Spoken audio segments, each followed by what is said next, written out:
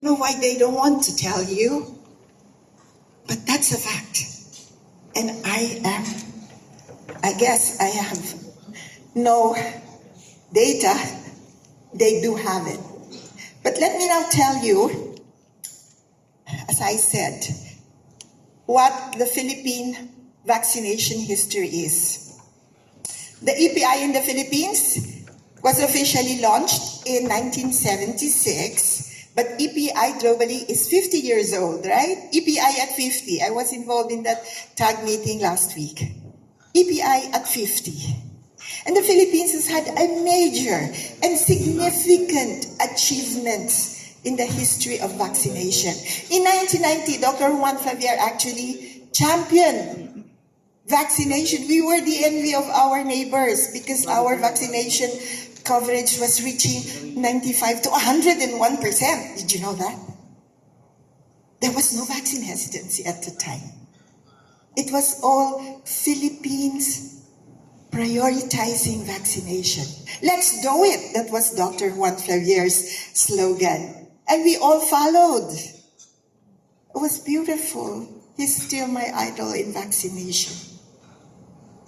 And throughout the years, we have seen, from the 90s, we have even included Hep B at birth. Although it did not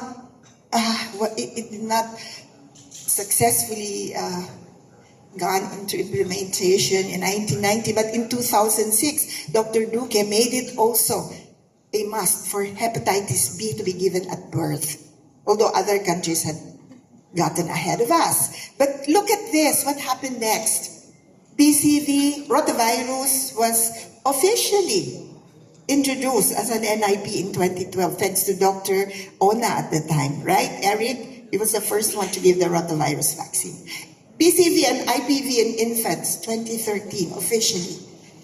And then 2015, the HPV was added.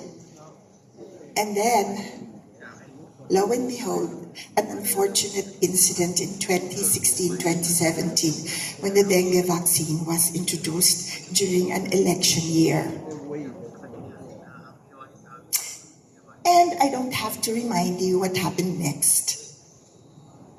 The chaos, the very dramatic miscommunication, misinformation, misunderstanding, all the misses except Miss Universe, I guess, came out and was really the most difficult part for us who are in the science world, who made sure that clinical trials, Dr. Kapeding is here, who made good a very important clinical trial, was actually damaged in a way that is so politically motivated. I don't have to tell you, it was the OM that we had to fight. What's the OM? Gian Solante. DOM, not dirty old men. Disinformation, opportunists, and misinformation. These were the fight we had at that time. Lo and behold again, that led to this very chaotic loss of public trust in government. Soon enough, we all knew what happened. That was the year 2017. Exactly November 29, when Sanofi announced to the Philippines and to the world that with the new dengue vaccine, it can cause severe dengue for those who are seronegative. And what followed is a withdrawal from the Department of Health that was introduced in 2016. Lo and behold, there was a kind of a national televised Congress hearings that actually damaged public trust in government. And therefore, with all of this, media had a heyday. Media wanted to sell news. They never cared much for public welfare, public trust. No way. They wanted to sell news. It was every day there was death from dengue, the dengue vaccine. And what followed next is really the loss of confidence and vaccine hesitancy. And I don't have to tell you what vaccine hesitancy is all about. You know that. The uptake of vaccines for even childhood went down to 30%, even lower than that in many areas, especially in the Muslim areas.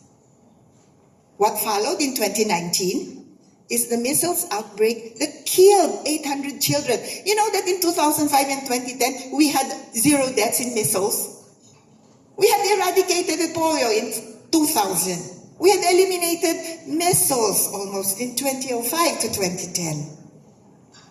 We had all the supplementary immunization activities. Thank God DOH was still working on reaching the unreached and all those things that we had. But lo and behold, again, we have to remember that there should be some accountability for that.